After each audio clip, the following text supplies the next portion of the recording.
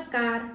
पटकन सोपा आणि पौष्टिक होणारा पदार्थ ज्वारीच्या लाह्यांच्या पिठाचा उपमा. ज्वारीच्या लाह्यांचं पीठ, कढीलिंब, हिरवी मिरची, कांदा, गाजर, मटार, कोथिंबीर आणि लिंबू. पाणी गरम करत ठेवलंय.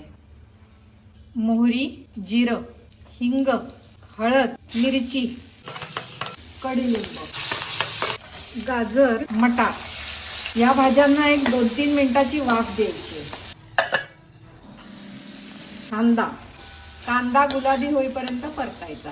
ह्याच्यातच मीठ, लाल तिखट, चवीसाठी थोडीशी साखर. ज्वारीच्या लाह्यांचं पीठ आपण आता ह्याच्यात मिक्स करणार आहोत.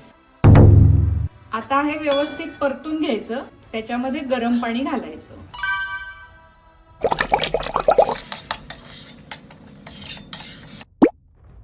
एक वाफ काढायची. लिंबू, कोथिंबीर, बघा किती सुंदर रंग आलाय आणि वास तर इतका भन्नाट सुटलाय की भूक लागलीये. अप्रतिम चवीचा आणि पौष्टिक उपमा तयार. नक्की करून बघा आणि फोटो पण शेअर करा. एन्जॉय.